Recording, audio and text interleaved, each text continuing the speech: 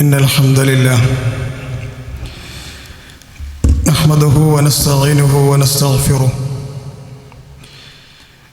ونعوذ بالله من شرور أنفسنا ومن سيئات أعمالنا من يهده الله فلا مضل له ومن يضلله فلا هادي له أشهد أن لا إله إلا الله وحده لا شريك له وأشهد أن محمدًا عبده ورسوله أرسله بالهدى ودين الحق ليظهره على الدين كله ولو كره المشركون اللهم صل على محمد وعلى آل محمد كما صليت على إبراهيم وعلى آل إبراهيم إنك حميد مجيد اللهم بارك على محمد وعلى آل محمد كما باركت على إبراهيم وعلى آل إبراهيم إنك حميد مجيد يا أيها الناس اتقوا ربكم الذي خلقكم من نفس واحدة وخلق منها زوجها وبث منهما رجالا كثيرا ونساء واتقوا الله الذي تساءلون به والأرحام إن الله كان عليكم رقيبا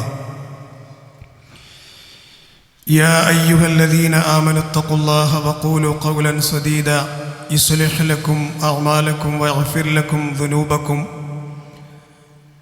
ومن يطع الله ورسوله فقد فاز فوزا عظيما يا أيها الذين آمنوا اتقوا الله حق تقاته ولا تموتن إلا وأنتم مسلمون أما بعد فإن خير الكلام كلام الله وخير السنن سنن محمد صلى الله عليه وسلم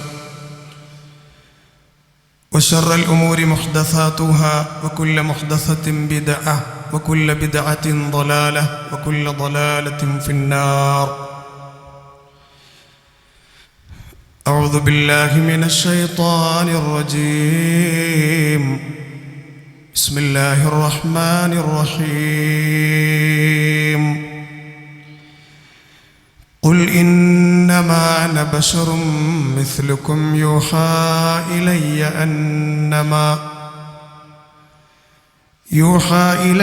أنما إلهكم إله واحد فاستقيموا إليه واستغفروه وويل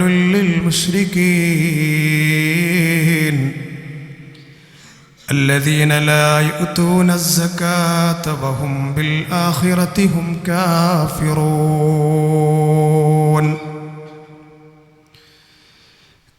ഏറെ ബഹുമാനമുള്ള സത്യവിശ്വാസികളെ, സഹോദരന്മാരെ, സഹോദരികളെ, നാം ഓരോരുത്തരെയും നാം അറിയാതെ പോറ്റി വളർത്തിക്കൊണ്ടിരിക്കുന്ന സൃഷ്ടാവും സംരക്ഷകനുമായ റബ്ബ് സുബ്ഹാനഹു വ തആലയുടെ നിയമങ്ങളും വിധിവിലക്കുകളും കഴിവിൻ്റെ പരമാവധി ജീവിതത്തിൻ്റെ എല്ലാ അവസ്ഥകളിലും കാത്തു സൂക്ഷിക്കണമേ എന്ന് ആദ്യമായി സ്വന്തത്തോടും തുടർന്ന് നിങ്ങളോട് ഓരോരുത്തരോടും ഉണർത്തുകയാണ്, വസിയത്ത് ചെയ്യുകയാണ്. അല്ലാഹു സുബ്ഹാനഹു വ തആല അവൻ്റെ യഥാർത്ഥ പൊരുത്തത്തിലായി ജീവിക്കുന്ന സത്യവിശ്വാസികളിൽ നമ്മെ ചേർക്കുകയും അങ്ങനെ തന്നെ ദുനിയാവിൽ നിന്ന് വിട പറഞ്ഞു പോകുന്ന ഒരു യഥാർത്ഥ മുത്മഇന്നയായ ആത്മാവിൻ്റെ ഉടമയായി വിട പറഞ്ഞു പോകാൻ അല്ലാഹു നമുക്കെല്ലാം തൗഫീഖിനെ പ്രദാനം ചെയ്യുമാറാകട്ടെ. ഈ വർഷത്തെ പരിശുദ്ധ റമദാനിലെ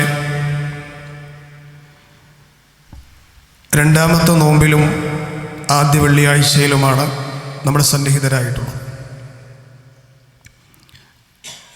ഒരു നോമ്പിനെ ഏറെ ഭംഗിയോടുകൂടി പൂർത്തീകരിക്കാൻ ഉപരിയിലുള്ള റബ്ബ് നമ്മെ തുണച്ചിരിക്കുകയാണ്. അല്ലാഹു നമ്മിൽ നിന്ന് സ്വീകരിക്കുമാറാകട്ടെ. പരിശുദ്ധ റമദാൻ സമാഗതമായി കഴിഞ്ഞാൽ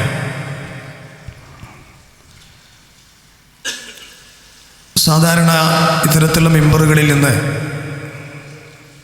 നമ്മളെ പോലെയുള്ള ആളുകളൊക്കെ കേൾക്കാറുള്ള ഒരു വിഷയമാണ് സക്കാത്തുമായി ബന്ധപ്പെട്ട വിഷയം. സത്യത്തിൽ റമദാനും സക്കാത്തും തമ്മിൽ ബന്ധമൊന്നുമില്ല. എന്നാൽ നമ്മിൽ പലരും നിർബന്ധ ബാധ്യതയായ സക്കാത്ത് കൊടുത്തു വീട്ടാൻ തിരഞ്ഞെടുക്കാറുള്ള മാസം റമദാനാണ്. ആ സക്കാത്തുമായി ബന്ധപ്പെട്ട ചില ഉണർത്തലുകളാണ് ചെറിയ സമയത്ത് ഞാൻ ഉദ്ദേശിക്കുന്നത്. വിശാലമായി സംസാരിക്കാനും അതിൻ്റെ ഓരോ കണക്കുകൾ പറയാനുമൊന്നും ഉതകുന്ന പര്യാപ്തമായ സമയമല്ല എന്നറിയാം. എന്നാലും അതിൻ്റെ ചില ഭാഗങ്ങളാണ് ഉണർത്താൻ ഉദ്ദേശിക്കുന്നത്. പരിശുദ്ധ ഇസ്ലാം അറേബ്യയുടെ മണ്ണിൽ ആഗതമാകുന്നതിൻ്റെ മുന്നേ മനുഷ്യർ തമ്മിലുള്ള സഹകരണങ്ങളും പരിഗണനയും ഒന്നും ഇല്ലായിരുന്നു എന്ന് നമുക്ക് കാണാം. വ്യക്തിപരമായി ചിലരൊക്കെ അങ്ങോട്ടും ഇങ്ങോട്ടും പരസ്പരം ചില സഹായങ്ങളൊക്കെ ചെയ്താലായി എന്നൊരവസ്ഥയായിരുന്നു അന്നൊക്കെ ഉണ്ടായിരുന്നത്. ആ മേഖലയിൽ തീരെ പാരസ്പര്യ ബന്ധങ്ങളില്ലായിരുന്നു എന്നർത്ഥം. അതുകൊണ്ട് തന്നെ നിർധനനും ധനികനുമായിട്ടുള്ള ആളുകൾ ആരൊക്കെയാണോ അവരൊക്കെ എന്നും അതേ ലെവലിൽ തന്നെ ജീവിച്ചു പോവുക എന്നല്ലാതെ ഒരു മാറ്റം അതിനില്ലായിരുന്നു. എന്നാൽ ദീനുൽ ഇസ്ലാം കടന്നു വന്നപ്പോൾ ഈ രൂപത്തിലുള്ള കാര്യങ്ങളെയൊക്കെ പൂർണ്ണമായി ഒരറുതി വരുത്താൻ സാധ്യമായി എന്ന് പഠനവിധേയമാക്കുന്നവർക്കറിയാം. ഇസ്ലാമിൽ സാഹോദര്യം നിലനിർത്താൻ ധാരാളം കാര്യങ്ങൾ പഠിപ്പിക്കുന്നുണ്ട്. സാമൂഹ്യ ശ്രേണിയിൽ ഒരു വിഭാഗം എന്നും ധനികരായി ജീവിക്കുക, മറ്റൊരു മറുവിഭാഗം എന്നും പതിരരുമായി ഇല്ലായ്മയുടെ വല്ലായ്മയുടെ കയങ്ങളിൽ ജീവിച്ചു കൊണ്ടിരിക്കുക, ഇതൊരിക്കലും ഇസ്ലാം സമ്മതിക്കുന്നില്ല. ഇതെല്ലാം കൊണ്ട് തന്നെയാണ് ഇസ്ലാമിൽ സക്കാത്തിനെ നിർബന്ധമാക്കാൻ തന്നെ കാരണമെന്ന് നമുക്ക് കാണാം. സക്കാത്തിൻ്റെ പൊരുളുകൾ ഒരുപാടുണ്ട്. അതിങ്ങനെ നമ്പറിട്ടെണ്ണുമ്പോൾ അതിലേറ്റവും പ്രധാനമായിട്ടുള്ളൊരു കാര്യം ഈ സാഹോദര്യ ബന്ധം തന്നെയാണ്. ഇത് കൃത്യമായിട്ട് അത് കൊടുക്കേണ്ട ആളുകൾ എത്തിക്കേണ്ട സ്ഥലത്ത് എത്തിക്കുകയാണെങ്കിൽ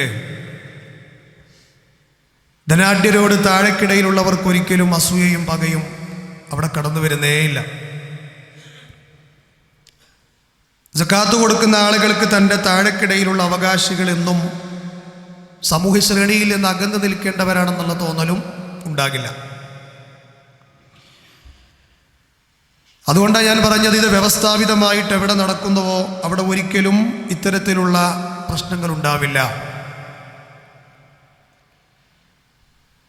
ഒരു മനുഷ്യൻ എപ്പോഴാണ് സക്കാത്ത് കൊടുക്കേണ്ടതെന്ന് ചോദിച്ചാൽ അതിൻ്റെ ഒന്നാമത്തെ മറുപടി, ഇന്നത്തെ ഖുത്ബയുടെ ഒരു പ്രത്യേകത എന്താ വെച്ചാൽ നല്ലോണം തലച്ചോറ് കൊടുത്ത് ആലോചിക്കേണ്ട ഒരു ഖുത്ബയാണ്. സാധാരണ ഖബറും നരകവും സ്വർഗവും പരലോകവും കേൾക്കുന്ന പോലത്തെ ഒരു വിഷയം കേട്ടാൽ ഇത് ചിലപ്പോൾ നമുക്ക് ഉൾക്കൊള്ളാൻ കഴിഞ്ഞോളണമെന്നില്ല. അതുകൊണ്ട് ശ്രദ്ധയോടെ ഉണ്ടാകണം എന്ന് ഉണർത്തുകയാണ്. അപ്പോൾ സ്വതന്ത്രനാണോ ബുദ്ധിയുള്ളവനാണോ അവൻ്റെ മേൽ പഠിപ്പിക്കപ്പെട്ട സമ്പത്ത് നിസ്വാബെത്തിയിട്ടുണ്ടോ അവന് സക്കാത്ത് കൊടുക്കൽ നിർബന്ധമാണ്. ഇനി ഒരാൾക്ക് നല്ല രൂപത്തിൽ സമ്പത്തുണ്ട്, അത്യാവശ്യം നല്ല സമ്പത്ത് ലെവലുള്ള ആളാണ്, പക്ഷെ അയാൾക്ക് ബുദ്ധിപരമായിട്ട് പ്രശ്നങ്ങളുള്ള ആളാണെങ്കിൽ അയാളുടെ മേൽ സക്കാത്ത് നിർബന്ധമില്ല. സക്കാത്ത് നിർബന്ധമുള്ളത് അയാളെ കൊണ്ടു നടക്കുന്ന മറ്റു കുടുംബക്കാരാരാണോ അയാളാണ് കൊടുക്കേണ്ടത്, അവരാണ് കൊടുക്കേണ്ടത്. യതീമകളുടെ സ്വത്ത് ആരാണോ നോക്കി നടത്തുന്നത് അവർ ഇവരുടെ സക്കാത്ത് കൊടുക്കണം എന്നൊക്കെ നമുക്ക് കാണാം. ഇതൊക്കെ നമുക്ക് അറിയുന്ന കാര്യങ്ങളാണ്. എന്നാൽ ഇസ്ലാമിൻ്റെ പ്രധാനപ്പെട്ട പഞ്ചസ്തംഭങ്ങളിൽ ഇസ്ലാം കാര്യങ്ങൾ 5 എണ്ണുമ്പോൾ അതിൻ്റെ പ്രധാനപ്പെട്ട തൂണായ സക്കാത്തിനെ പരിഗണിക്കാത്തവരും ഈ വിഷയത്തിൽ ഒരു ശ്രദ്ധയും ഇതുവരെ നടത്താത്തവരും ഇന്ന് മുസ്ലിം സമൂഹത്തിൽ ഉണ്ട് എന്നുള്ളത് ഞാൻ നിങ്ങളോട് സംസാരിക്കുന്നത് എത്രത്തോളം യാഥാർത്ഥ്യമാണോ അതിനേക്കാൾ യാഥാർത്ഥ്യമാണ്. ഇപ്പോഴും ചില ആളുകൾക്ക് അറിയില്ല ഞാൻ സക്കാത്ത് കൊടുക്കേണ്ട ആളാണോ അതല്ല അല്ലേ, ഒരു ഉറപ്പിപ്പോൾ നമ്മുടെ മനസ്സിൽ. നമ്മളിപ്പോൾ ശുഭഹാത്തിലാണ് ആ വിഷയത്തിൽ. ഇപ്പോഴും നമ്മൾ സംശയാലുക്കളാണ്. ഒന്നാമത് മനസ്സിലാക്കേണ്ടത് ഇസ്ലാമിൽ ഇത് നിർബന്ധമായ കാര്യമാണ്.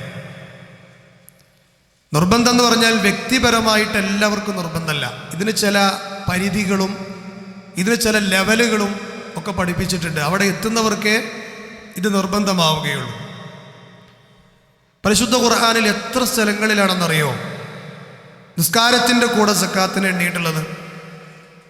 നിസ്കാരം എത്രമേൽ പ്രാധാന്യമാണോ അതേ ലെവലിൽ പ്രാധാന്യമുള്ള ഒരു ഇബാദത്തായി, ഒരു കർമ്മമായി പഠിപ്പിച്ചതാണ് സക്കാത്ത്. ഇപ്പം വിശുദ്ധ ഖുർആനിൽ കാണാം, വ അഖീമുസ് സ്വലാ വ ആതഉസ് സക്കാ വർക്കഉ മഅർ റാക്കിഈൻ. നിങ്ങൾ നമസ്കാരത്തെ നിലനിർത്തുക, നിങ്ങൾ സക്കാത്ത് കൊടുക്കുക, റുക്കൂഅ് ചെയ്യുന്നവരുടെ കൂടെ റുക്കൂഅ് ചെയ്യുക. ഇത് അല്ലാഹുവിൻ്റെ പരിശുദ്ധ ഖുർആനിൻ്റെ ഒരു നിർദ്ദേശമാണ്. ബഖറയിലെ 43-ാമത്തെ ആയത്ത്. മറ്റൊരു ഭാഗത്ത് അല്ലാഹു പറഞ്ഞു, ഖുദ് മിൻ അംവാലിഹിം സ്വദഖ. അല്ലാഹു നിങ്ങൾക്ക് തന്നതിൽ നിന്ന് നിങ്ങൾ ദാനമായി നൽകണം. എന്തിനു വേണ്ടിയാണ് ദാനം നൽകുന്നത്? നിങ്ങളുടെ സമ്പത്തിനെ സംസ്കരിക്കാനാണത്. സമ്പത്തിനെ സംസ്കരിക്കാനാണത്. അല്ലാതെ സമ്പത്ത് നഷ്ടപ്പെടുകയല്ല സക്കാത്തിലൂടെ ചെയ്യുന്നത്. സ്വതക്ക കൊടുക്കുമ്പോഴും സംഭവിക്കുന്നതല്ല. നമ്മുടെ സമ്പത്തിൽ കൂടുതൽ കൂടുതൽ ബറക്കത്ത് കിട്ടുകയാണ്, കൂടുതൽ കൂടുതൽ സംസ്കരിക്കപ്പെടുകയാണ്. പ്രവാചക ചരിത്രത്തിൽ ശ്രദ്ധേയനായ സ്വഹാബിയാണ് മുആദ് ബിൻ ജബൽ റളിയല്ലാഹു അൻഹു. മുആദ് റളിയല്ലാഹു അൻഹുവിനെ യമൻ എന്ന് പറയുന്ന രാജ്യത്തേക്ക് ഗവർണറായി നിയോഗിക്കുമ്പോൾ ഹബീബായ പ്രവാചകൻ അദ്ദേഹത്തോട് ചോദിച്ചൊരു കാര്യമുണ്ട്, വസിയത്തായി പറഞ്ഞൊരു കാര്യമുണ്ട്. മോനെ, നീ ഒന്നാമത് യമനിലെത്തിയാൽ അവിടെ വേദക്കാരാണുള്ളത്. വേദക്കാർ എന്ന് പറഞ്ഞാൽ ജൂത ക്രൈസ്തവർ, അവരുടെ നാടാണ് യമൻ. അവിടെ എത്തിയാൽ നീ അവരെ ആദ്യം ക്ഷണിക്കേണ്ടത് എന്തിലേക്കാണെന്നറിയുമോ? അവ്വലു മാ തദ്ഉഹും ഇലാ ഇബാദത്തില്ലാ. അല്ലാഹുവിനെ മാത്രമേ ആരാധിക്കാവൂ എന്ന് പറയുന്ന തൗഹീദിലേക്കായിരിക്കണം അവരെ ആദ്യം ക്ഷണിക്കേണ്ടത്. ആ വിഷയത്തിൽ നിന്നെ അവർ അനുസരിച്ചു കഴിഞ്ഞാൽ ഖദ് ഇഫ്തറല അലൈഹിം ഖംസ സ്വലാവാത്തിൻ ഫീ കുല്ലി യൗമിൻ വലൈല. ഒരു മുസ്ലിം എന്നുള്ള നിലക്ക് അതിൽ അവൻ നന്നായി കഴിഞ്ഞാൽ തൗഹീദിൽ ഓക്കെയാണോ 5 നേരം രാത്രിയും പകലിലുമായിട്ട് നിർവഹിക്കേണ്ടുന്ന നിസ്കാരത്തെക്കുറിച്ച് അവർക്ക് ഉത്ബോധനം കൊടുക്കണം. ഫഇൻഹും അതാഉ ലിദാലിക ഫഅലിംഹും. ഈ നിസ്കാരത്തിൻ്റെ കാര്യത്തിലും അവർ ഓക്കെ ആയാൽ ഫഅലിംഹും, നീ അവരെ പഠിപ്പിക്കണം. എന്ത്? അന്നല്ലാഹ ഇഫ്തറല അലൈഹിം സ്വദഖത്തുൻ ഫീ അംവാലിഹിം. അവരുടെ സമ്പത്തിൽ നിന്ന് സക്കാത്ത് കൊടുക്കുക. അവിടെ പറഞ്ഞ സ്വതക്ക കൊണ്ടുള്ള ഉദ്ദേശം സക്കാത്താണ്. സക്കാത്ത് കൊടുക്കണം എന്നുള്ള കാര്യത്തെക്കുറിച്ച് അവരെ നീ പഠിപ്പിക്കണം. അത് നീ പിരിച്ചെടുക്കേണ്ടത് ആരിൽ നിന്നായിരിക്കണം? എല്ലാ മുസ്ലിമീങ്ങളിൽ നിന്നാകരുത്. അവിടെ പ്രത്യേകം ഒരു വിശദീകരണം കൊടുത്തു. തുഖദു മിൻ അഗ്നിയാഇഹിം, അവരിലെ ധനികരിൽ നിന്ന് അത് നീ പിരിച്ചെടുക്കണം. വതുറദ്ദു അലാ ഫുഖറാഇഹിം, അവരിലെ ഫഖീറന്മാർക്ക് നീ വിതരണം ചെയ്യുകയും ചെയ്യണം എന്ന് അവിടുന്ന് പറയുകയുണ്ടായി. ഈ സക്കാത്ത് എന്നുള്ള പദത്തിൻ്റെ അർത്ഥം തന്നെ ശുദ്ധീകരണം എന്നാണ്, വർധനവ് എന്നാണ് ആ വാക്കിൻ്റെ അർത്ഥം തന്നെ. അപ്പം അത് നൽകുന്നതിലൂടെ 2 കാര്യങ്ങൾ ശുദ്ധീകരിക്കപ്പെടുന്നുണ്ട്. ഒന്ന്, നമ്മുടെ സമ്പത്ത് ശുദ്ധീകരിക്കപ്പെടുന്നു, അതോടൊപ്പം തന്നെ നമ്മുടെ മനസ്സും ശുദ്ധീകരിക്കപ്പെടുന്നു. ഇത് രണ്ടും ഒറ്റ വെടിയിലൂടെ 2 പക്ഷി എന്ന് പറഞ്ഞ പോലെയാണ് സക്കാത്ത് നൽകുന്നതിലൂടെ സംഭവിക്കുന്നത്. എന്തൊക്കെയാണ് അതിൻ്റെ നിബന്ധനകൾ? 2 നിബന്ധനകളാണ് സക്കാത്ത് കൊടുക്കേണ്ടത്. നിസ്വാബ് എത്തുക എന്നാണ് ഒന്നാമത്തത്. നിസ്വാബ് എന്ന് പറഞ്ഞാൽ എന്താ? പറയപ്പെട്ട മുതൽ ഏതിനാണോ സക്കാത്ത് പഠിപ്പിക്കപ്പെട്ടിട്ടുള്ളത് അതിൻ്റെ പരിധി എത്തുക, അതാണ് നിസ്വാബ് എന്ന് പറഞ്ഞാൽ. ഹൗലെത്തുക, വർഷം തികയുക. വർഷം തികയുക എന്ന് പറഞ്ഞാൽ എല്ലാറ്റിനും വർഷം തികയണമെന്നില്ല. കൃഷി ഉൽപ്പന്നങ്ങൾക്ക് വർഷം തികയലല്ല സക്കാത്ത്, അത് വിളവെടുക്കുന്ന സമയമാണ്. ബാക്കിയുള്ള കാര്യങ്ങൾക്ക് വർഷം തികയുക എന്നുള്ളതാണ്, അതാണ് അതിൻ്റെ ഹൗല്. കൃഷി ഉൽപ്പന്നങ്ങളുടെ വിളവെടുപ്പ് സമയമാണ് ഹൗല്. എന്നാൽ മറ്റു രംഗങ്ങളിൽ വർഷം തികയുക എന്നുള്ളതാണ് ഹൗല്. അത് ഇസ്ലാം കൃത്യമായിട്ട് പറഞ്ഞു തന്നിട്ടുണ്ട്. എന്താണ് അതിൻ്റെ പരിധി എന്ന് ചോദിച്ചാൽ, ഒരു ഹിജ്റ വർഷക്കാലം എത്തിയാൽ, ഇപ്പോൾ ഒരാൾ കൊടുക്കുന്നത് റമദാനിലാണ് എല്ലാ കൊല്ലം സക്കാത്ത് കൊടുക്കണതെങ്കിൽ ആ കൊല്ലം എത്തിക്കഴിഞ്ഞാൽ അയാൾക്ക് അവിടെ ഒരു പണിയുണ്ട്. എന്താ പണി? അത് വളരെ ലളിതമാണ്. ആ പണി മറ്റൊന്നുമല്ല, ബേസിക് ബാലൻസായി നമ്മുടെ കയ്യിൽ 595 ഗ്രാം വെള്ളിയുടെ സമ്പത്തുണ്ടോ നമ്മൾ സക്കാത്ത് കൊടുക്കണം. മനസ്സിലായി എന്ന് വിചാരിക്കുന്നു. അതാണ് അസല്. വർഷം തികയുമ്പോൾ നമ്മുടെ കൈകളിൽ 595 ഗ്രാം ബേസിക്കലി ബാലൻസ്, അത് നമ്മൾ എന്താവശ്യത്തിനുള്ളതായിക്കോട്ടെ അത്ര ഉണ്ടോ അവൻ 2% സക്കാത്ത് കൊടുക്കണം. അതാണ് ഇസ്ലാമിൻ്റെ ആ വിഷയത്തിലുള്ള കൊടുക്കേണ്ട ആളുകളുടെ അവസ്ഥ. അതിലിപ്പോൾ ഇത് കേട്ടപ്പോൾ മനസ്സിലായിട്ടുണ്ടാവും, ഇപ്പം ഞാൻ കൊടുക്കേണ്ട ആളാണോ അല്ലേ എന്നുള്ളത് ഓരോരുത്തർക്ക് മനസ്സിലായിട്ടുണ്ടാവുമല്ലോ. സക്കാത്ത് ബാധകമാകുന്ന ഓരോ വ്യക്തിക്കും ജീവിതത്തിൽ ഒരു സക്കാത്ത് കാൽക്കുലേഷൻ ഡേറ്റ് ഉണ്ടാകണം. തോന്നുമ്പോൾ കൊടുക്കല്ല. ഈ 27 രാവിലെ റമദാൻ എന്ന് പറഞ്ഞിട്ട് ചോദിച്ചു വരുന്ന കൈയിലേക്ക് വല്ലതും വെച്ചു കൊടുത്ത സക്കാത്തായും തെറ്റിദ്ധരിക്കുന്ന ആൾക്കാരുണ്ട്. അത് വിഡ്ഢിത്തമാണ്, അത് നിർത്തിക്കൊള്ളാം. സക്കാത്ത് വർഷത്തിൽ കണക്ക് കൂട്ടി കൊടുക്കുക തന്നെ വേണം, ഒരു സംശയവും അതിലില്ല. ഇപ്പോൾ ഉദാഹരണമായിട്ട് എല്ലാവർക്കും മനസ്സിലാകുന്നൊരു കാര്യം ഞാൻ പറഞ്ഞുതരാം. ഈ സക്കാത്ത് കാൽക്കുലേഷൻ ഡേറ്റ് എന്ന് പറഞ്ഞാൽ എന്താ എല്ലാവർക്കും അറിയാം, ചില ആളുകൾക്കൊക്കെ അറിയാത്തവർക്കൊരു ക്ലാരിറ്റിക്ക് വേണ്ടി ഞാൻ പറഞ്ഞുതരാം. ഉദാഹരണമായിട്ട് ഒരു മുഹറമിലാണ് ഒരാൾ സക്കാത്ത് കൊടുക്കുന്ന ആണെങ്കിൽ അയാൾ എന്ത് ചെയ്യണം? ആ വർഷം തിരിച്ചെത്തിയ അയാളെ സമ്പത്ത് മുഴുവനൊന്ന് കൂട്ടി നോക്കണം. അതുപോലെ തന്നെ ചില ആളുകൾ സഫർ മാസത്തിയലാകും കൊടുക്കുക, അല്ലെങ്കിൽ ഏതെങ്കിലും ഹിജ്രിയ കലണ്ടറിൻ്റെ മാസം കൊടുക്കുക. അതാണ് പരിഗണിക്കേണ്ടത്. അതിൻ്റെ 1-ാമത്തെ തീയതിയാണ് പ്രത്യേകം പരിഗണിക്കേണ്ടത്. അത് കൃത്യമായിട്ട് പഠിപ്പിച്ചതായിട്ട് നമുക്ക് കാണാൻ പറ്റും. ഉദാഹരണമായിട്ട് അങ്ങനെ യഥാർത്ഥത്തിൽ തൻ്റെ കൈവശം നിസാബ് എത്തിയ അന്ന് മുതലാണ് ഒരാൾ തീയതി കണക്കാക്കേണ്ടത് എന്നർത്ഥം. ഇനി അപ്രകാരം ഒരാൾ തീയതി ഇല്ലാത്ത ആളുകളാണ് എങ്കിൽ, സ്ഥിരമായി റമദാൻ മാസത്തിൽ കൊടുക്കുന്ന ആളുകളാണെങ്കിൽ ഈ മാസത്തിൽ ആ കണക്ക് കൂട്ടൽ കൃത്യമായി നടക്കേണ്ടതുണ്ട് എന്നാണ് ഞാൻ പറഞ്ഞതിൻ്റെ ചുരുക്കം. ഇനി എങ്ങനെയാണ് സക്കാത്ത് എളുപ്പമായി കണക്ക് കൂട്ടേണ്ടതെന്ന് ചോദിച്ചാൽ, ഓരോ വർഷവും തൻ്റെ സക്കാത്ത് കണക്ക് കൂട്ടുന്ന തീയതി എത്തുമ്പോൾ ഒരാൾ ചെയ്യേണ്ടത് ഇപ്രകാരമാണ്. എന്താ ചെയ്യേണ്ടത് വെച്ചാൽ, പിന്നെ തൻ്റെ കൈവശമുള്ള കറൻസി എത്രയാണ് കൂട്ടി നോക്കുക. റമദാനിൽ കൊടുക്കുന്ന ആൾക്കാരത് ഇപ്പം തന്നെ ചെയ്ത് തുടങ്ങിക്കോളി. തൻ്റെ കയ്യിലുള്ള കറൻസി എത്രയെന്നുള്ളത് കൂട്ടിക്കിഴിച്ചോളി. എല്ലാവർക്കും ഇപ്പോൾ ഒരു ബോധ്യം ഉണ്ടാവുമല്ലോ എൻ്റെ കയ്യിൽ ഇപ്പം എത്രയുള്ളത് എന്നുള്ളത്, അല്ലേ? രണ്ടാമത്തത്, ഇപ്പം കയ്യിലുള്ള കറൻസിയാണ് ഇപ്പോൾ കൂട്ടാൻ പറഞ്ഞത്. ഇനി എൻ്റെ അക്കൗണ്ടിൽ പൈസ ഉണ്ടാവും, അതും പാടെ കൂട്ടിക്കോ. അതോടൊപ്പം തന്നെ മൂന്നാമത്തെ ഇതിൽ കൂട്ടേണ്ട മറ്റൊന്ന്, തൻ്റെ കൈവശമുള്ള കച്ചവട വസ്തുക്കളുടെ വില. കച്ചവടക്കാരുണ്ടാവുമല്ലോ, അപ്പോൾ ആ കച്ചവട വസ്തു നിൻ്റെ അണ്ടറിലുള്ളതാ, അതിൻ്റെയൊക്കെ സമ്പത്ത് കൂട്ടണം, ഒക്കെ എൻ്റെതാ. അതൊക്കെ പാടെ കൂട്ടിയിട്ട് ശേഷം കിട്ടുന്ന തുക ഏതാണോ അതിൻ്റെ 2.5% സക്കാത്ത് കൊടുക്കേണ്ടത്. ചില ആൾക്കാർക്ക് ഭയങ്കര ഇടങ്ങേറാണ്, സക്കാത്ത് കൊടുത്തപ്പോൾ ഉള്ളതൊക്കെ ഇല്ലാതാകുമോ? സത്യത്തിൽ വളരെ കുറച്ചേ കൂട്ടിക്കിഴിച്ചുണ്ടാവുള്ളൂ. ലക്ഷങ്ങൾ കൈകളിലുണ്ടെങ്കിൽ പോലും ആയിരക്കണക്കിന് ഉറുപ്പ്യ സക്കാത്തൊക്കെ ആയിട്ട് വരുള്ളൂ. പക്ഷെ ഇത് അറിയാത്തതുകൊണ്ട് ഭയങ്കര ഇടങ്ങേറാ. കൊടുത്തു കഴിഞ്ഞാൽ തീരുമോ, ഇല്ലാതാകുമോ, കുറയോ എന്നുള്ളൊരു ബേജാറ് ചില ആളുകൾക്കുണ്ട്, അല്ലേ? പിന്നെ ആ പറയപ്പെട്ട ഈ കൂട്ടിയ പൈസ ഉണ്ടല്ലോ, നമ്മളെ കറൻസി ആകട്ടെ, നമ്മുടെ അക്കൗണ്ടിലെ പണമാകട്ടെ, അതുപോലെ തന്നെ നമ്മുടെ കച്ചവട വസ്തുക്കളുടെ വിലയാകട്ടെ, ഇതൊക്കെ കൂട്ടിയിട്ട് അതിന് ചിലവായത് എത്രയാണോ അത് ഇതിന് കൂട്ടേണ്ട ആവശ്യമില്ല. അപ്പൻ്റെ കയ്യിലുള്ളതാണ് നോക്കേണ്ടത്. നിൻ്റെ കയ്യിൽ എപ്പോൾ എത്ര പൈസ ഉണ്ടോ, എത്ര പണമുണ്ടോ, എത്ര സ്റ്റോക്ക് ഉണ്ടോ നിൻ്റെ കടയിൽ, അതാണ് ആ വിഷയത്തിൽ നോക്കേണ്ടത്. ഉദാഹരണമായിട്ട് ഒരാൾക്ക് മാസ ശമ്പളമായിട്ട് 45,000 ഉറുപ്പ്യ ഉണ്ട് വിചാരിക്കുക. എല്ലാവരും മനസ്സിലാക്കിക്കോളി. ഒരാൾക്ക് 45,000 രൂപ മാസത്തിൽ കിട്ടുന്നുണ്ടെന്ന് വിചാരിക്കുക. അതുപോലെ തന്നെ അയാളുടെ കൈവശമുള്ള ഒരു വീട്, അയാളത് വാടകയ്ക്ക് കൊടുക്കുന്നതിലൂടെ വേറൊരു 10,000 ഉറുപ്പ്യ ആയിക്കൂടിയും കിട്ടുന്നുണ്ട് വിചാരിക്കുക. ഇപ്പം എത്രയായിപ്പോൾ? ഇതൊക്കെ സക്കാത്തിൻ്റെ പാത്രത്തിലേക്ക് വീഴുന്ന പൈസയാണെന്ന് വിചാരിച്ചോളി. നമ്മുടെ അക്കൗണ്ടിലേക്ക് വരുന്ന പൈസയാണല്ലോ. സ്വാഭാവികമായും അയാൾ ആ ധനത്തിൽ നിന്നും ചെലവഴിക്കുകയും ചെയ്യുന്നുണ്ട്. സക്കാത്തിൻ്റെ ബക്കറ്റിലേക്ക് വീണ ആ ടോട്ടൽ പൈസയിൽ നിന്ന് അയാളുടെ സ്വന്തം ആവശ്യങ്ങൾക്ക് വേണ്ടിയിട്ട് കുടുംബത്തിനും ചെലവഴിക്കുന്നുണ്ട്. അഥവാ സക്കാത്ത് ബക്കറ്റിലേക്ക് പണം വരുന്നു, ആവശ്യത്തിന് അതിൽ നിന്ന് പോവുകയും ചെയ്യുന്നു. ഇനി എന്താ ചെയ്യേണ്ടത്? ഈ കിട്ടിയ പൈസ ഇനി എന്താ ചെയ്യേണ്ടത്? അതാണ് ഇസ്ലാം പറയുന്നത്. അയാൾ സക്കാത്ത് കൊടുക്കേണ്ട വർഷം സമയം ഏതാണോ അത് വന്നെത്തിയാൽ അത് കൂട്ടിക്കിഴിച്ചു നോക്കിയാൽ എത്രയാണോ അയാളുടെ പക്കലുള്ളത്. ഉദാഹരണമായിട്ട് കണക്ക് കൂട്ടുന്ന തീയതിയിൽ അയാളെ കൈവശം ഒരു 3,60,000 ഉറുപ്പ്യ ഉണ്ട് വിചാരിക്കുക. കൊല്ലത്തിലെ അപ്പം ഈ മാസമുള്ളപ്പോൾ നമ്മൾ നേരത്തെ പറഞ്ഞൊക്കെ പാടെ വർഷത്തിൽ കൂട്ടിയപ്പോൾ അയാളെ കയ്യിൽ അയാളുടെ ആവശ്യങ്ങളൊക്കെ കിഴിച്ചിട്ട് 3,60,000 രൂപയാണുള്ളതെന്ന് വിചാരിക്കുക. ഒപ്പം അയാൾ വിൽപ്പനയ്ക്ക് വേണ്ടി വെച്ച കടയിലെ സാധനങ്ങളൊക്കെ ഉണ്ടെങ്കിൽ, കച്ചവടക്കാരാണെങ്കിൽ 4 ലക്ഷം രൂപ കച്ചവട വസ്തുക്കളുണ്ട് വിചാരിക്കുക. അപ്പം ആ 3,60,000 രൂപയിലേക്ക് ഈ 4 ലക്ഷവും പാടെയാണ് കൂട്ടുക. മനസ്സിലായി വിചാരിക്കുന്നു.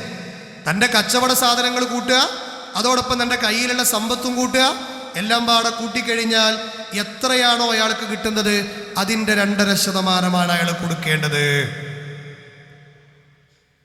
മനസ്സിലായിട്ടുണ്ടാവും. അതായത് 3,60,000 കൂടെ 4 ലക്ഷം പാടെ കൂട്ടിയാൽ 7,60,000 റുപ്യ ഉണ്ടാവും. ഈ 7,60,000 എങ്ങനെ 2.5% കൂട്ടുക? 2 രൂപത്തിൽ നമുക്ക് കൂട്ടാൻ പറ്റും. അപ്പം ഞാനൊരു ഉദാഹരണം പറഞ്ഞ കണക്ക് അങ്ങോട്ടും ഇങ്ങോട്ടൊക്കെ വ്യത്യാസം ഉണ്ടാവും. എത്ര കണക്ക് കിട്ടിയാലും 2 രൂപത്തിൽ നമുക്ക് അതിനെ കൂട്ടാൻ പറ്റും. ഒന്ന്, ഇപ്പം ഇവിടെ നമ്മൾ കൂട്ടിയ കണക്ക് പ്രകാരം 7,60,000 40 കൊണ്ട് ഹരിച്ചാൽ മതി. അതാണ് അതിൻ്റെ കണക്ക്. അപ്പം 7,60,000 40 കൊണ്ട് ഹരിച്ചാൽ ഏതാണ്ട് എത്ര കിട്ടുമെന്ന് ചോദിച്ചാൽ ഒരു 19,000 റുപ്യ ഉണ്ടാവും. ഇത് കൊടുത്ത നിന്റെ സമ്പത്ത് ശുദ്ധിയായി. ഇല്ലെങ്കിൽ ഭയങ്കര വെള്ളിടങ്ങേർ തന്നെയാണ്. നമ്മളെ ഭാഷ പറഞ്ഞാലേ, ഞാൻ പറഞ്ഞില്ലേ 7 ലക്ഷത്തി സംതിങ് കയ്യിലുള്ള ഒരാൾ സക്കാത്ത് കൊടുക്കേണ്ടത് എത്രയാണ്? ഇത്ര, ഒരു 19,000 റുപ്യന് അടുത്തുണ്ടാവും. ഇത് കൊടുക്കാനാണ് ഇങ്ങനെ ഇടങ്ങേറായി, അത് അങ്ങോട്ട് വിളിച്ച് ഇങ്ങോട്ട് വിളിച്ച് ഞാനത് കൊടുക്കണോ വേണ്ടേ എന്നൊക്കെയുള്ള ഡൗട്ടിൽ ഇങ്ങനെ നടക്കണ കുറേ ആൾക്കാർ. ഇതാണ് 40 ഹരിക്കുക എന്ന് പറഞ്ഞാൽ. അതായത് കിട്ടിയ തുകയെ 40 കൊണ്ട് ഹരിക്കുക. രണ്ടാമത്തെ രൂപം എന്താ പറയുക?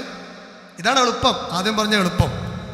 രണ്ടാമത്തെ രൂപം എന്ന് പറഞ്ഞാൽ 7,60,000 പറഞ്ഞ കണക്കുണ്ടല്ലോ, ടോട്ടലി കണക്കുണ്ടല്ലോ, നമ്മളെ കടയിലെ മുതൽ നമുക്ക് കിട്ടിയ സമ്പാദ്യം ഇതൊക്കെ പാടെ കൂട്ടിയ പൈസ ഉണ്ടല്ലോ, അതിനെ 2.5 ഗുണിക്കുക. എന്നിട്ട് അതിനെ 100 കൊണ്ട് ഹരിക്കുക. അപ്പോഴും കിട്ടും. ഇതൊക്കെ ഇങ്ങനെ ഉസ്താദങ്ങളെ കടലാസൊന്നും എഴുതി കേട്ടിക്കുകയാണ് ഇന്ന് പറഞ്ഞ കേസാണെന്നൊക്കെ അതൊക്കെ കേട്ടുപോയാൽ മനസ്സിലാവില്ല ചിലപ്പോൾ. പക്ഷെ ഏറ്റവും എളുപ്പം എന്താ? ടോട്ടലിനെ 40 കൊണ്ട് ഹരിക്കുക.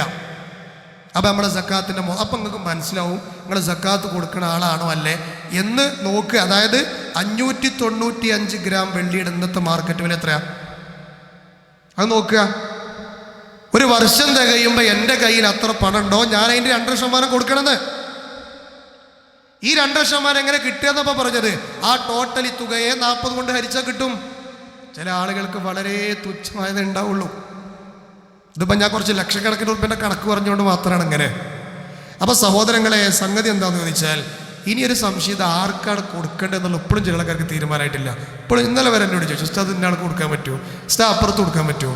ആരായി ചോദിക്കണത് അല്ലേ? 10, 50, 60, 70 വയസ്സായി, ഇത്രയും കൊല്ലമായിട്ടും ആർക്ക് കൊടുക്കേണ്ടത് ഇപ്പോഴും തീരുമാനമായിട്ടില്ല. അതൊരു സങ്കടകരമായ കാര്യമാണ്. നിങ്ങൾ ഖുർആനിലെ തൗബ സൂറത്തിൻ്റെ 60 മറിച്ചോളി. 9-ാം അധ്യായത്തിൻ്റെ 60-ാമത്തെ ആയത്ത് മറിച്ച് അവിടെ കിട്ടും. ഇത് കൊടുക്കാതെ മൂടി വെച്ച് എന്തുണ്ടാകുക എന്ന് ഒത്തുപിനെ ഉൾപ്പെടുത്തിയിട്ടുണ്ട്. അത് കേൾക്കണം. അപ്പോൾ അതിൻ്റെ ഗൗരവം മനസ്സിലാവും. കൊടുത്തോൾക്കുള്ള കൂലിയും കൂടി പറയുന്നുണ്ട്, അതും കൂടി കേൾക്കണം. നമ്മളതിൻ്റെ അസിലേ പറഞ്ഞിട്ടുള്ളൂ. ആർക്കാ കൊടുക്കേണ്ടത്? സൂറത്തു തൗബയിൽ 60-ാമത്തെ ആയത്തിൽ പറഞ്ഞതായി കാണാം, ഇന്നമ സ്വദഖാതു ലിൽ ഫുഖറാഇ വൽ മസാകീൻ വൽ ആമിലീൻ അലൈഹാ വൽ മുഅല്ലഫതി ഖുലൂബുഹും വഫിർ റിഖാബി വൽ ഗാരിമീന വഫി സബീലില്ലാഹി വബിനിസ് സബീൽ. ഇതാണ് ആ 8 വിഭാഗം. 8 വിഭാഗം ആൾക്കാർക്കാണ് കൊടുക്കേണ്ടത്. ഫരീളത്തും മിനല്ലാഹ്. ആയത്ത് അവസാനിക്കണം എങ്ങനെയാണ്?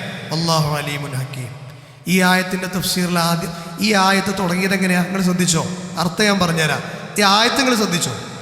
ഇന്നമ സ്വദഖാത്ത്, സകാത്തിന് ഖുർആൻ പ്രയോഗിച്ച വാക്ക് സ്വദഖാന്നാണ് ചില സ്ഥലങ്ങളിൽ. ഇത് ഐച്ഛിക ധർമ്മമാണെങ്കിൽ 8 വിഭാഗത്ത് എണ്ണേണ്ട ആവശ്യമില്ലല്ലോ.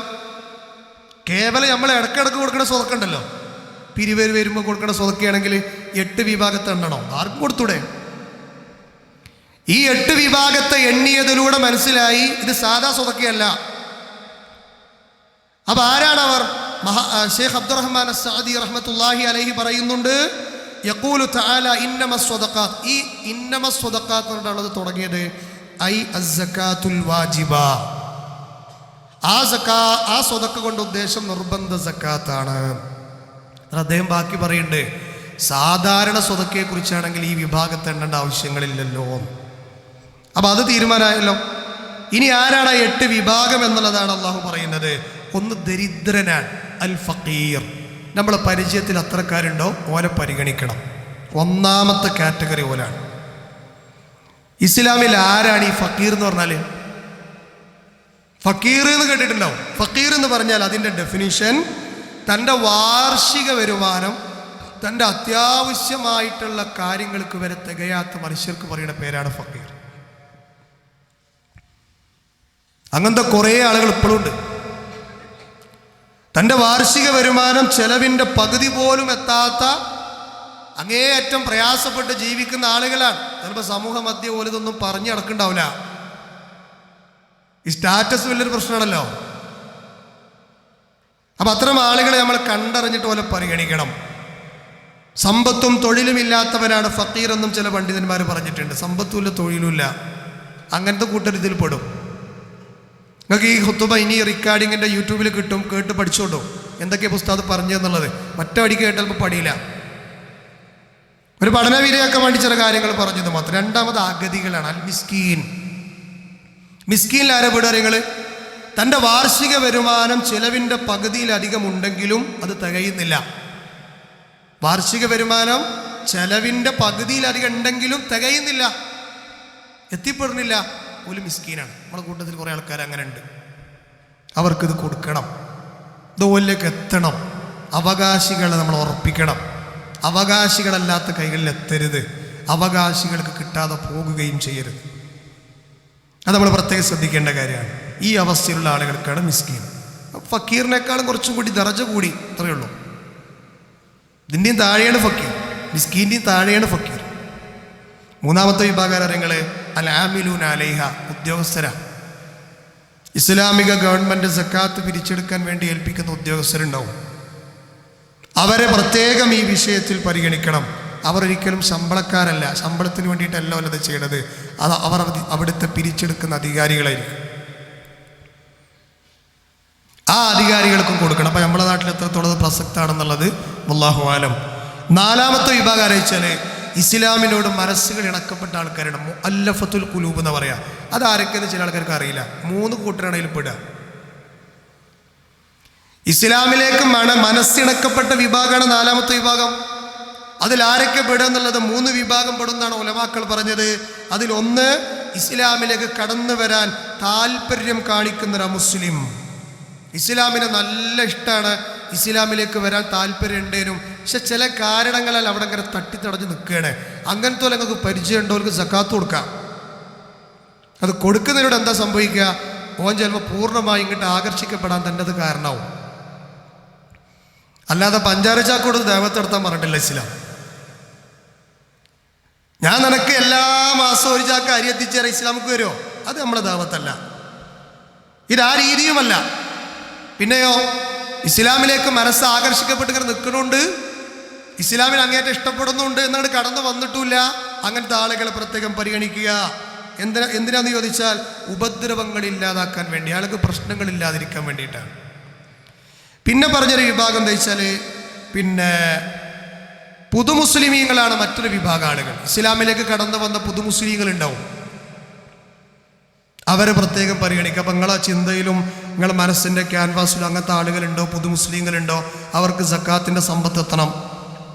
അവർ അത്യാവശ്യം ഈ എന്താ പറയുക സാമ്പത്തിക ലെവലുള്ള ആളുകളാണ് ഇവരെ പരിഗണിക്കേണ്ട ആവശ്യമില്ല. അല്ല എങ്കിൽ അവരെ പരിഗണിക്കേണ്ടതുണ്ട്. പിന്നെ പറഞ്ഞ എന്താ നിങ്ങൾ ഇസ്ലാമിനോട് ശത്രുത വെക്കുന്നവർക്ക് ഇത് കൊടുക്കൽ ഹൈറാണ്. പറഞ്ഞ മനസ്സിലായിട്ടുണ്ടാവില്ല, ആരും തെറ്റിദ്ധരിക്കണ്ട. എന്താ കാരണം എന്ന് വെച്ചാൽ അത് എന്തിനാണ് ഈ 3 വിഭാഗത്തിൽ ഉൾപ്പെടുത്തി വെച്ചാൽ 2 കാര്യത്തിനാണെന്നാണ് മഹാനായ ഷെയ്ഖ് ഹുസൈമി റഹ്മത്തുള്ളാഹി അലൈഹി പറഞ്ഞത്. അതെന്താ വെച്ചാൽ ചിലർക്ക് അവരുടെ ആവശ്യത്തെ പരിഗണിച്ചു കൊണ്ടു കൊടുക്കുന്ന സക്കാത്തുണ്ട്. രണ്ടാമത്തത് മുസ്ലിമീങ്ങളുടെ ചില ഉപദ്രവങ്ങളിൽ നിന്ന് തടയാൻ കൊടുക്കുന്ന സക്കാത്തുണ്ട്. അങ്ങേയറ്റം ശത്രുത കാണിക്കുന്നവർക്ക് സക്കാത്ത് കൊടുക്കണതിനാ ഓർക്ക് മുസ്ലിങ്ങളോടുള്ളൊരു സ്നേഹവും ബഹുമാനം കൂടാൻ അത് സാധ്യതയുണ്ട്.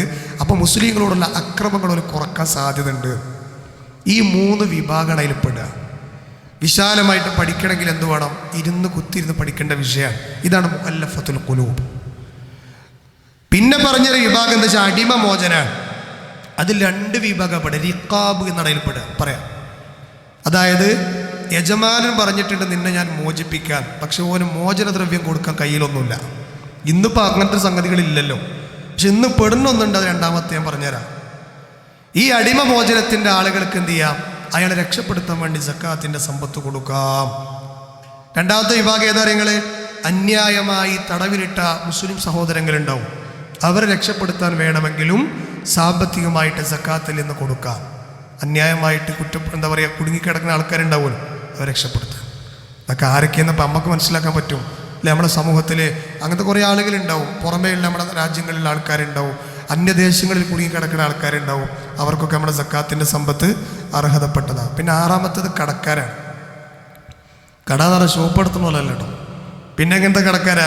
അൽ-ഗാരിമീൻ എന്നാണ്. അതായത് കടം കൊണ്ട് കുടുങ്ങിയവർ. ഈ കടം കൊണ്ട് കുടുങ്ങിയ ആളുകൾ തന്നെ 2 വിധമുണ്ട്.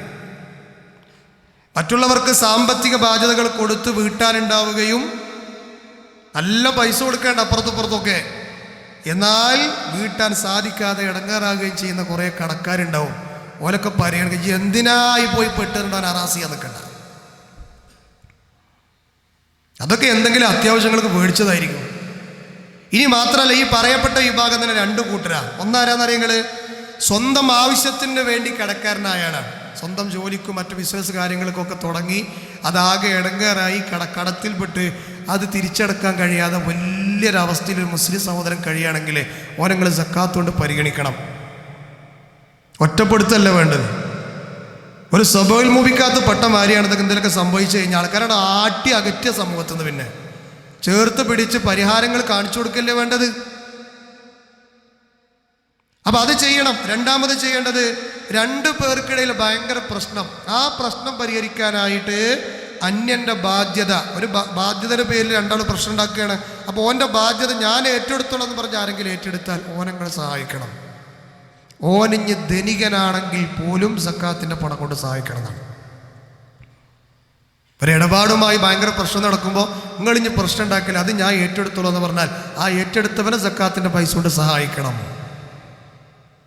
ഇത് നമുക്കറിയില്ല ആരൊക്കെയാണ് ഈ കിടക്കാർ, ഏതൊക്കെ ഇതിൽ പെടുക എന്നുള്ളത്. ഇത്രയും കാലമായിട്ട് വായിച്ചു നോക്കിയിട്ടില്ല. ഇതൊരു വലിയ ഇടങ്ങാറാണ്. മാത്രമല്ല 7-മത്തെ വിഭാഗം അയച്ചാൽ ഫീ സബീലില്ല, അള്ളാഹിൻ്റെ മാർഗത്തിൽ പണിയെടുക്കുന്ന ആൾക്കാരാണ്. അള്ളാഹിൻ്റെ മാർഗത്തിൽ പണിയെടുക്കുക എന്ന് പറഞ്ഞാൽ വയന്ന് പറയുന്ന ആൾക്കാർ, ദഅവത്ത് ചെയ്യുന്ന ആൾക്കാർ നല്ല അതിൻ്റെ അർത്ഥം.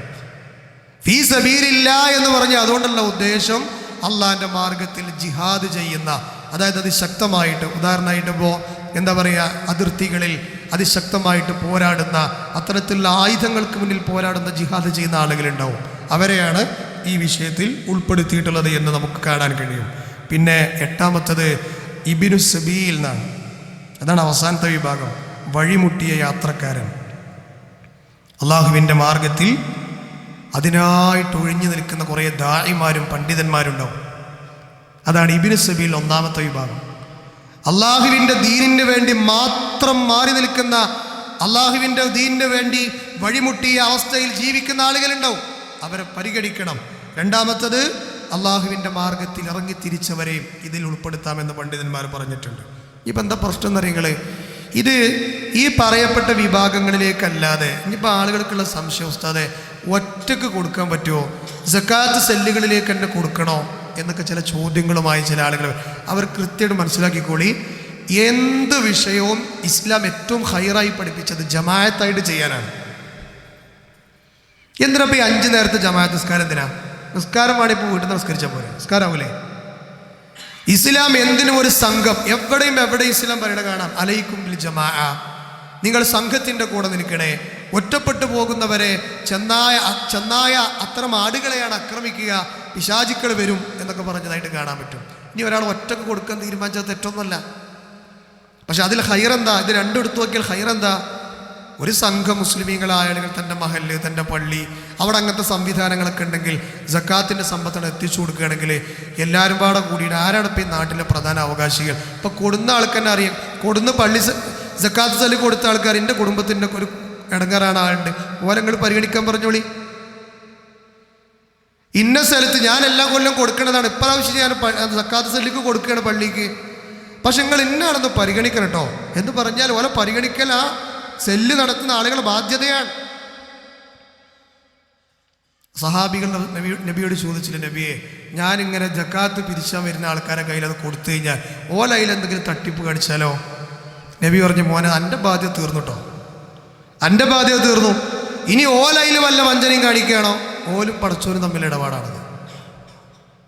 അപ്പം ഈ അവകാശം നമ്മൾ എന്ത് ചെയ്യണം? പറ്റുമെങ്കിൽ നമ്മളെ പള്ളിയുമായി ബന്ധപ്പെട്ട് സക്കാത്തിൻ്റെ സിസ്റ്റം ഉണ്ട്. നമ്മൾ ഒറ്റക്കും കൊടുത്തിട്ട് ഈ ഒരു സിസ്റ്റം ഉപയോഗപ്പെടുത്തി നമ്മൾ ചെയ്യുമ്പോൾ എന്താ വെച്ചാൽ നമ്മളെ പള്ളിയുമായി കുറേ ആളുകൾ അടുക്കും. അത് നമ്മളെ ഈ ആദർശത്തിലേക്ക് കടന്നു വരാനുള്ള കാരണം കൂടിയായി മാറുന്നൊരു കാര്യമാണത്. അപ്പോൾ എല്ലാം ജമാഅത്ത് നിസ്കാരം നമ്മൾ ഒരുമിച്ച് നിസ്കരിക്കുന്നു, പെരുന്നാൾ നമ്മൾ ഒരുമിച്ച് നിസ്കരിക്കുന്നു, തറാവി നമ്മൾ ഒരുമിച്ച് നിസ്കരിക്കുന്നു, ജുമാ നമ്മൾ ഒരുമിച്ച് നിസ്കരിക്കുന്നു. എന്തെങ്കിലത്തെ കുറച്ച് കാര്യത്തിൽ മാത്രം മാറിക്കല് ഞാൻ നിർബന്ധിക്കുകയല്ല, ഖൈറിൻ്റെ മേഖലയാണ് ഞാൻ പറഞ്ഞത്. ഒറ്റക്ക് കൊടുത്താലും അത് തെറ്റൊന്നുമല്ല എന്ന് സാന്ദർഭികമായി ഉണർത്തുക. എന്താ പ്രശ്നം എന്ന് വെച്ചാൽ അതികഠിനമായ ശിക്ഷയാണ് ഈ രംഗത്ത് വീഴ്ച വരുന്ന ആളുകൾക്ക് അള്ളാഹു ഒരുക്കി വെച്ചിട്ടുള്ളത് എന്നാണ്. അതിലൊന്നാമത്തെ പ്രശ്നം എന്താ പറയുക, അവൻ കൊടുക്കാതെ മൂടി വെച്ച സമ്പത്ത്, 3 രൂപയാണ് ഹദീത്തിൽ വന്നിട്ടുള്ളത്. കൊടുക്കാതെ മൂടി വെച്ച സമ്പത്തുണ്ടല്ലോ, ആ സമ്പത്തിനെ അള്ളാഹു ഒരു സർപ്പമാക്കി മാറ്റിയെടുക്കുന്നതാണ് അവൻ്റെ ഖബറിൽ. ആ സർപ്പമാക്കി മാറ്റി വെച്ച ഈ ഖബർ എന്ന് പറഞ്ഞാൽ പരലോകത്ത് എത്തുമ്പോഴുള്ള പരിപാടിയാണ്. 1.5 മണിക്കൂറിൻ്റെ അപ്പുറം ചിലപ്പോൾ സംഭവിക്കുന്നത്. കൊടുത്ത് വീട്ടാൻ ഏതൊക്കെ കൊല്ലണ്ടൊക്കെ കൂട്ടി കഴിച്ചു. ഇന്ന് ജോലിക്ക് കട തുറന്നില്ലും വേണ്ടില്ല, ഇന്ന് കണക്ക് കൂട്ടാൻ സമയം കളഞ്ഞോളി. കാരണം അത് ഖബറിൻ്റെ വിഷയമാണ്, പരലോകത്തിൻ്റെ വിഷയമാണ്. അത് കൃത്യമായിട്ട് ഒരാണ നമ്മുടെ കയ്യിൽ പെട്ടുപോയിട്ടുണ്ടോ അതിനെ സർപ്പമാക്കി അല്ല മാറ്റും. ആ സർപ്പത്തിൻ്റെ പ്രത്യേകത ഹദീസിൽ വന്നെന്താ അറിയോ? വിഷാധിക്യം കാരണത്താൽ, വിഷത്തിൻ്റെ അതിഗൗരവമായതിൻ്റെ കാരണത്താൽ അതിൻ്റെ തൊലികളൊക്കെ പൊളിഞ്ഞു പോയിട്ടുണ്ടെന്ന ബോഡിയിൽ നിന്ന്. ഇത് ഈ മനുഷ്യൻ്റെ തലയിലും ശരീരത്തിലും മുഖത്തും വന്ന് ആഞ്ഞു കൊത്തിക്കൊണ്ടിരിക്കും. നീ ആരാണെന്ന് ഖബറാളി ആവർത്തിച്ച് ചോദിക്കുമ്പോൾ നീ സക്കാത്ത് കൊടുക്കാതെ മൂടി വെച്ച സമ്പത്താണ് ഞാനെന്ന് ആ പാമ്പ് സംസാരിക്കുമെന്ന് റസൂലുള്ളാഹി സ്വല്ലല്ലാഹി അലൈഹി വസല്ലം പറയാം. അപ്പം എത്ര ഗൗരവമാണ് പ്രിയപ്പെട്ടവരെ. രണ്ടാമത്തത്, സക്കാത്ത് നൽകി ശുദ്ധി വരുത്താത്തവൻ്റെ സമ്പത്ത് നാളെ പരലോകത്ത് കൊണ്ടുവരപ്പെടുന്നതാണ്. പരലോകത്ത് എന്തിനാ കൊണ്ടുവരപ്പെടുക? സ്വർണവും വെള്ളിയുമാണ് അവൻ കൊടുക്കാതെ മൂടി വെച്ചത് എങ്കിൽ അത് തീക്കട്ടകളാക്കിക്കൊണ്ട് മാറ്റിയെടുത്തവൻ്റെ മുഖത്തും അവൻ്റെ നെഞ്ചിലും മുതുകിലും പൊള്ളിക്കുമെന്നാണ്. ഇതൊക്കെ ഇവിടുന്നൊക്കെ കേവലം ചില രസം കൊണ്ടും ആസ്വാദനങ്ങൾ കൊണ്ടും എണ്ണി നോക്കിയിട്ട് ഇങ്ങനെ അടുക്കിയേക്കാനൊക്കെ നല്ല ചെറിയ മാനസിക സുഖം ഉണ്ടാവും. പക്ഷെ പരലോകത്ത് കൊടുക്കാത്ത ഇത്തരത്തിലുള്ള സക്കാത്തിൻ്റെ മുതലുകൊണ്ട് നല്ല ഇടങ്ങാറാകേണ്ടി വരും. കാരണം നിന്റെ സമ്പത്ത് നിന്നെ ഏൽപ്പിച്ചത് മറ്റുള്ള ആളുകളുടെ അവകാശം കൂടിയാണ്. അതാണ് ഈ പറയുന്നത്. മൂന്നാമത്തെ എന്താ പറയുക, സക്കാത്ത് ഏത് നാട്ടിൽ നിന്ന് തടയപ്പെടുന്നുവോ അത് കൃത്യമായിട്ട് ഇങ്ങനെ ഒരു ചെയിൻ സിസ്റ്റമായിട്ട് നടക്കുന്നില്ലേ, ആ നാടുകളിൽ അള്ളാഹു അനുഗ്രഹത്തിൻ്റെ മഴ പിടിച്ചു വെക്കുന്ന പറയുന്നത്. മഴ പിടിച്ചു, ഹദീസിലുള്ളതാണ്. ഞാൻ അതിൻ്റെ ടെക്സ്റ്റ് വായിക്കാത്ത നമുക്ക് സമയമില്ലല്ലോ. പിന്നെ പറഞ്ഞെന്താ വെച്ചാൽ ആ മഴ കിട്ടാതെയായി പോയാൽ വരൾച്ച ഉണ്ടാവും എന്നറിയാം, പക്ഷെ വരൾച്ചയെക്കുറിച്ച് പ്രത്യേകം പറഞ്ഞായിട്ട് കാണാൻ പറ്റും. ഒരനുഗ്രഹമില്ലാത്ത, ബർക്കത്തില്ലാത്ത ഒരു വരണ്ട ഭൂമികയായ ഒരു നാടിനെ തന്നെ മാറ്റിക്കളയാൻ മാത്രം ഈ സക്കാത്തിൻ്റെ മുതലുകൾ എത്തേണ്ട വിധത്തിൽ എത്തിയില്ലെങ്കിൽ അള്ളാഹു അത്രമേൽ ഒരു ഗൗരവമായി പഠിപ്പിച്ച കാര്യമാണ്. അബൂബക്കർ സിദ്ദീഖ് റളിയല്ലാഹു അൻഹു യുദ്ധം പ്രഖ്യാപിച്ച വിഭാഗമാണ് സക്കാത്ത് കൊടുക്കാത്ത ആളുകൾ. അദ്ദേഹത്തിൻ്റെ ഖിലാഫത്ത് കാലത്തൊക്കെ കാണാം. അള്ളാഹു കാര്യങ്ങൾ മനസ്സിലാക്കാൻ നമുക്ക് തൗഫീഖിനെ പ്രദാനം ചെയ്ത് അനുഗ്രഹിക്കുമാറാകട്ടെ.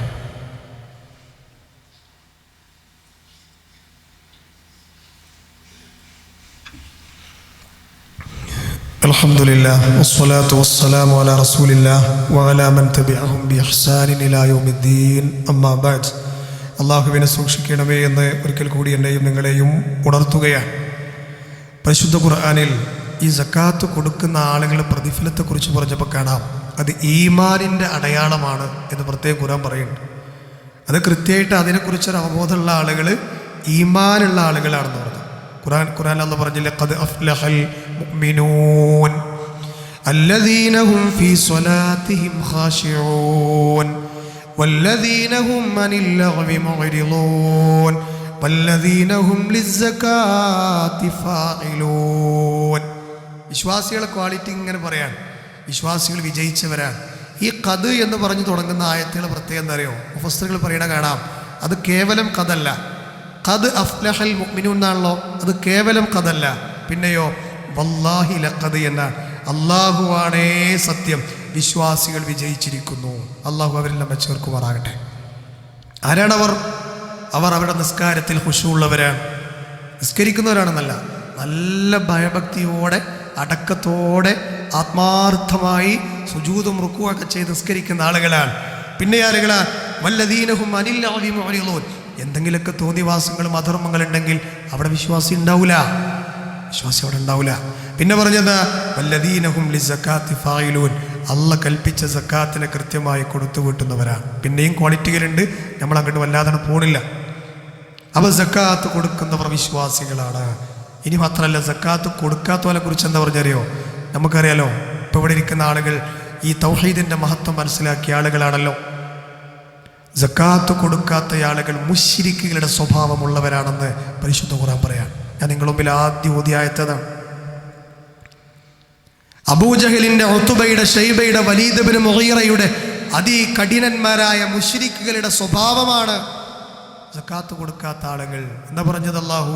അല്ലദീന ലാ യുഅ്തൂന സക്കാ. മുശ്രിക്കീങ്ങൾ സക്കാത്ത് കൊടുക്കാത്തവരാണ്. അപ്പോൾ സക്കാത്ത് കൊടുക്കാത്തവരുടെ സ്വഭാവമാണ് അല്ലാഹു പറയുന്നത്.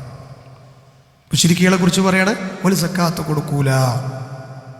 മാത്രല്ല വഹും ബിൽ ആഖിറത്തി ഹും കാഫിറൂൻ. പരലോകത്തിൽ അവർ നിഷേധികളാണ്. പരലോക നിഷേധികളെ കൂടെയാണ് അല്ലാഹു സക്കാത്ത് കൊടുക്കാത്തവർ എണ്ണിയത്. അവ എത്രമേൽ ഗൗരവമാണ് പ്രിയപ്പെട്ട മുഅ്മിനീങ്ങളെ. മാത്രമല്ല, സക്കാത്ത് നീ നേരത്തെ പറഞ്ഞതുപോലെ കൂട്ടിക്കിഴിച്ച് കൃത്യമായി അവകാശികളെ കൈകളിലേക്ക് നീ എത്തിച്ചാൽ സംഭവിക്കുന്നത് എന്താണെന്നറിയോ? നിന്റെ ബാലൻസായി നീ എടുത്തു വെക്കുന്ന സമ്പത്തിൽ 1000 നീ കൊടുത്തതെങ്കിൽ 10,000 ബറക്കത്ത് നിനക്ക് റബ്ബ് തരുമെന്ന് ഖുർആൻ. ഈ ബോധം മനസ്സ് കയറ്റേക്കണം ആദ്യം. അല്ലെങ്കിൽ ഇവിടെ നിന്ന് പോകില്ല, അത് കെട്ടിക്കിടക്കും. എന്താ ഖുർആൻ പറഞ്ഞത്? ഖുദ് മിൻ അംവാലിഹിം സ്വദഖ. ഞാൻ തന്നതിൽ നിന്ന് കൊടുക്കടോ, ഞാനല്ലേ അത് നിങ്ങളെ ഏൽപ്പിച്ചത്, ഞാൻ പറഞ്ഞതുപോലെ കൊടുക്ക്. എന്തിനാ? തുതഹിറുക്കും വതുസക്കീഹിം. നിന്നെ ശുദ്ധീകരിക്കാൻ, നിന്നെ സംസ്കരിക്കാൻ. സമ്പത്തിലും ശരീരത്തിലുമൊക്കെ സംസ്കരണമാണ്. മാത്രമല്ല സ്വർഗം അവനെ കാത്തിരിക്കുന്നുണ്ട് എന്നാണ്. എത്രത്തോളം എന്ന് ചോദിച്ചാൽ, അള്ളാഹുവിൻ്റെ പ്രവാചകൻ്റെ സ്വഹാബിയാണ് അബൂ അയ്യൂബിൽ അൻസ്വാരി. ഞാൻ അവസാനിപ്പിക്കാൻ. അബൂ അയ്യൂബിൽ അൻസ്വാരിയെ കേൾക്കാത്തവരില്ലല്ലോ. അദ്ദേഹം നബിയോട് ഒരിക്കൽ വന്ന് പറയാണ്, നബി അഖ്ബിർനി ബിഅമലിൻ യുദ്ഖിലിനിൽ ജന്ന. സ്വർഗത്തിലേക്ക് കടക്കാനുള്ള ഏതാനും ചില കർമ്മങ്ങൾ എനിക്ക് പറഞ്ഞു തരുമോ നബിയെ? ഒന്നാമത് പറഞ്ഞത് അറബ്ബി മാലഹു തഅബുദല്ലാഹ്. നീ റബ്ബിനെ മാത്രം ആരാധിക്കുക.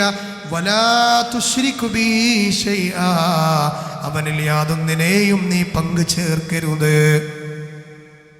ഇതില്ലെങ്കിൽ പിന്നെ എന്ത് സക്കാത്ത് കൊടുത്തിട്ടും കാര്യമില്ല കേട്ടോ, അത് വേറെ വിഷയമാണ്. പിന്നെ പറഞ്ഞത് എന്താ? വതുഖീമസ്സലാഹ്. നീ കൃത്യമായി നമസ്കാരത്തെ നിലനിർത്തിക്കോ.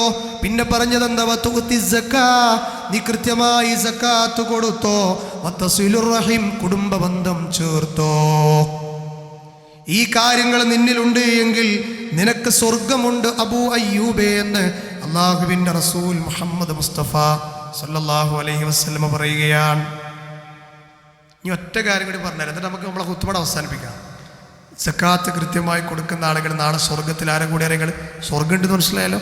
അബൂ അയ്യൂബിൽ അൻസാരിയുടെ ഹദീസിലൂടെ മനസ്സിലായില്ലേ? ഈ സ്വർഗത്തിൽ ആരെ കൂടെയാണ്? ആരെ കൂടെയാ? അള്ളാഹുവിൻ്റെ റസൂൽ പറയും, മൻ മാത അലാ ഹാദാ കാന മിനസ് സുദ്ദീഖീന വശുഹദാ. കൃത്യമായി സക്കാത്ത് കൊടുക്കുകയും നേരത്തെ പറഞ്ഞ ക്വാളിറ്റികളൊക്കെ കാത്തു സൂക്ഷിക്കുകയും ചെയ്തവരാരാണോ അവർ ശുഹദാക്കളുടെ സിദ്ദീഖീങ്ങളുടെ കൂടെയാണ്. ആരാണ് ഈ ശുഹദാക്കളുടെ സിദ്ദീഖീങ്ങളും? അല്ലാഹു പറഞ്ഞില്ലേ, വഹസുന ഉലൈക റഫീഖാ. സ്വർഗത്തിൽ അവർ എത്ര നല്ല കൂട്ടുകാരാണ്. ശുഹദാക്കളുടെ നേതാവാരാ? ഹംസ റളിയല്ലാഹു അൻഹു. ഹംസ റളിയല്ലാഹുവിനൊക്കെ സ്വർഗം കിട്ടിയത് എങ്ങനെയാ? ഉഹദിൽ അങ്ങോട്ട് ഗളച്ഛേദം ചെയ്ത് ശരീരം കീറിമുറിച്ച് ചിത്രവധം ചെയ്ത് മേടിച്ച ശുഹദായിൻ്റെ പദവിയാണ്. ആ ഹംസ റളിയല്ലാഹുവിൻ്റെ കൂടെ സക്കാത്ത് കൊടുത്ത് നമുക്ക് പോകാൻ പറ്റുമെങ്കിൽ ആ കച്ചവടത്തിൽ നിൽക്കണ്ടേ? നമ്മൾ ബോഡി കീറി മുറിക്കാനെന്ന് നമ്മോട് പറയണില്ല. സുദ്ദീഖീങ്ങളാരാ? ഒന്നാമത്തെ സുദ്ദീഖാരാണ് ഈ ഉമ്മത്തിലെ അബൂബക്കറുൻ സിദ്ദീഖ് റളിയല്ലാഹു അൻഹു ആണ്. അദ്ദേഹത്തിൻ്റെ കൂടെ സ്വർഗത്തിൽ. അല്ലാഹു സുബ്ഹാനഹു വ തആല ഈ രൂപത്തിൽ ആ മേഖലയെ കൃത്യമായി അറിയാനും പഠിക്കാനും നമുക്കെല്ലാം തൗഫീഖിനെ പ്രദാനം ചെയ്ത് അനുഗ്രഹിക്കുമാറാകട്ടെ. പാപികളായ ദോഷികളായ നമ്മുടെ ജീവിതത്തിൽ അറിഞ്ഞും അറിയാതെയും വന്നുപോയ വീഴ്ചകളകിലും ഈ പരിശുദ്ധ റമളാനിൻ്റെ പുണ്യരാവുകൾ കൊണ്ട് അള്ളാഹു നമ്മൾക്ക് വിട്ടുപുറത്ത് മാപ്പാക്കി തരുമാറാകട്ടെ. ഒരുപാട് രോഗികൾ നമ്മളോട് ദുആ വസിയത്ത് ചെയ്തിട്ടുണ്ട്. ഈ കൂട്ടത്തിലും ശാരീരികമായ ഒരു ഒട്ടനവധി അവശതകൾ അനുഭവിക്കുന്ന ആളുകളുണ്ട്, സഹോദരങ്ങളുണ്ട്, സഹോദരിമാരുണ്ട്. അള്ളാഹു എല്ലാവർക്കും ആഫിയത്തുള്ള ദീർഘായുസ്സിനെ പ്രദാനം ചെയ്യുമാറാകട്ടെ. മാരകമായ രോഗങ്ങളിൽ നിന്നും താങ്ങാൻ കഴിയാത്ത മുസീബത്തുകളിൽ നിന്നും പരീക്ഷണങ്ങളിൽ നിന്നും റബ്ബ് നമ്മയെല്ലാം കാത്തുരക്ഷിക്കുമാറാകട്ടെ. ദുആ വസിയത്ത് ചെയ്ത മാനസികമായ ഒരുപാട് പ്രയാസങ്ങളുള്ള ആളുകളുണ്ടെന്ന് പറഞ്ഞ ആളുകളുണ്ട്. ടെൻഷൻസുകളിലൂടെ, പരിഭ്രാന്തികളിലൂടെ, സങ്കടങ്ങളിലൂടെ, വ്യഥകളിലൂടെ കടന്നു പോകുന്ന ഒരുപാട് ആളുകളുണ്ട്. അള്ളാഹു എല്ലാവർക്കും സമാധാനമുള്ള സന്തോഷമുള്ള ജീവിതം രണ്ട് ലോകത്തും നൽകി അനുഗ്രഹിക്കുമാറാകട്ടെ. കടക്കണിയിൽ അകപ്പെട്ട സാധുക്കളായ പെട്ടുപോയ ആളുകളുണ്ട്. അള്ളാഹു അവർക്കൊക്കെ അതിൽ നിന്ന് രക്ഷപ്പെടാനുള്ള പരിഹാര മാർഗങ്ങൾ കാണിച്ചു കൊടുക്കുമാറാകട്ടെ. ഏത് സമയത്ത് റഹ്മാനായ റബ്ബിലേക്ക് തിരിച്ചു പോകേണ്ടി വന്നാലും അവസാന വാക്ക് ലാ ഇലാഹ ഇല്ലല്ലാ എന്നുച്ചരിച്ച് സ്വർഗത്തിലെ ഉന്നതമായ പദവിയും കണ്ട് ഖബറിലേക്ക് എടുക്കുമ്പോൾ ഖദ്ദിമൂനി എന്നുള്ള വിളിയാളവുമായി കടന്നു പോകുന്ന ഖൽബുൻ സലീമിൻ്റെ ഉടമകളായി മുത്മഇന്നയായ ആത്മാക്കളായി വിട പറഞ്ഞു പോകാൻ അള്ളാഹു നമുക്കെല്ലാം മഹത്തായ അവസരത്തെ പ്രദാനം ചെയ്യുമാറാകട്ടെ. നമ്മളിൽ നിന്ന് കഴിഞ്ഞ റമളാനിലൊക്കെ നമ്മുടെ കൂടെ ഉണ്ടായിരുന്ന കുറേ മുഅ്മിനീങ്ങളായ ആളുകൾ, മുഅ്മിനാത്തുകളായ ആളുകൾ, പണ്ഡിതന്മാർ, ഉസ്താദന്മാർ, പല ആളുകളും ഇന്ന് ഖബറിലാണ്, ആറടി മണ്ണിൽ അമർന്നു കഴിഞ്ഞവരാണ്. അള്ളാഹുരുടെ എല്ലാം ഖബറിടം സന്തോഷത്തിലാക്കി കൊടുക്കുമാറാകട്ടെ. മഗ്ഫിറത്തും റഹ്മത്തും പ്രദാനം ചെയ്യുമാറാകട്ടെ. നമ്മുടെ മക്കൾ, നമ്മുടെ ഇണകൾ, നമ്മുടെ ജീവിതത്തിൻ്റെ സ്വപ്നങ്ങളാണ്. അള്ളാഹു അവരിൽ നിന്ന് നമുക്ക് കൺകുളിർമ പ്രദാനം ചെയ്യുമാറാകട്ടെ. അതുപോലെ തന്നെ ഒരുപാട് ആളുകൾ പ്രത്യേകം പ്രാർത്ഥിക്കാൻ പറഞ്ഞ ആളുകളെ കൂട്ടത്തിൽപ്പെട്ട ആളുകളാണ്. അത് ദഅ്വാ രംഗത്ത് അള്ളാഹുവിൻ്റെ മാർഗത്തിൽ അതിശക്തമായി മുന്നേറുന്ന ആത്മാർത്ഥരായ പ്രവർത്തകരുണ്ട്, ആത്മാർത്ഥമായ ദായിമാരുണ്ട്. അവർക്കൊക്കെ ഈ രംഗത്ത് കൂടുതൽ അള്ളാഹുവിൻ്റെ മാർഗത്തിൽ സേവനം ചെയ്ത് അങ്ങനെ തന്നെ ഈ രംഗത്ത് മരണപ്പെട്ടു പോകുന്ന സൗഭാഗ്യത്തിന് വേണ്ടി ദുആ വസിയത്ത് ചെയ്യുന്ന കുറേ ആളുകളുണ്ട്. അള്ളാഹു അവർക്കെല്ലാം തൗഫീഖിനെ പ്രദാനം ചെയ്യുമാറാകട്ടെ. പരിശുദ്ധ റമളാനിൽ ഈ റമളാനിൻ്റെ ദിനരാത്രങ്ങളെ കൃത്യമായി ഉപയോഗപ്പെടുത്തുന്ന, ഒരു സമയങ്ങളും വേസ്റ്റാക്കാതെ കൃത്യമായി ഉപയോഗപ്പെടുത്തുന്ന യഥാർത്ഥ നോമ്പുകാരാക്കി അള്ളാഹു നമ്മെ മാറ്റുമാറാകട്ടെ. പരിശുദ്ധ റമളാനിലെ എല്ലാ നോമ്പുകളെയും കൃത്യമായി അനുഷ്ഠിക്കാനുള്ള ആരോഗ്യവും ആഫിയത്തും ഈമാനും അള്ളാഹു നമുക്ക് പ്രദാനം ചെയ്യുമാറാകട്ടെ. നാളെ പരലോകത്ത് സ്വർഗത്തിൻ്റെ 8 കവാടങ്ങളിൽ റയ്യാൻ എന്ന് പറയുന്ന കവാടത്തിലൂടെ കടന്നു പോകുന്ന നോമ്പുകാരാക്കി അള്ളാഹു നമ്മെ മാറ്റുമാറാകട്ടെ. നമ്മൾ ചെയ്യുന്ന നന്മകളിൽ വല്ല അപാകതകളും കടന്നു വന്നിട്ടുണ്ടെങ്കിൽ അതെല്ലാം അള്ളാഹു പൂർണ്ണമായി ദൂരീകരിച്ച് നമ്മുടെ അമാലുകളെ പൂർണ്ണാർത്ഥത്തിൽ അള്ളാഹു കബൂലാക്കുമാറാകട്ടെ. അല്ലാഹുമ്മ ഗ്ഫിർ ലിൽ മുഅ്മിനീന വൽ മുഅ്മിനാത്ത് വൽ മുസ്ലിമീന വൽ മുസ്ലിമാത്ത് അൽ അഹ്യാഇ മിൻഹും വൽ അംവാത്ത് ഇന്നക മുജീബു ദഅവാതി യാ ഖാദിയൽ ഹാജാത്ത്. اللهم أعز الإسلام والمسلمين وأذل الشرك والمشركين. اللهم أجرنا من النار، اللهم أجرنا من النار، اللهم أجرنا من النار. ربنا تقبل منا إنك أنت السميع العليم وتب علينا إنك أنت التواب الرحيم. ربنا آتنا في الدنيا حسنة وفي الآخرة حسنة وقنا عذاب النار. آمين آمين برحمتك يا أرحم الراحمين.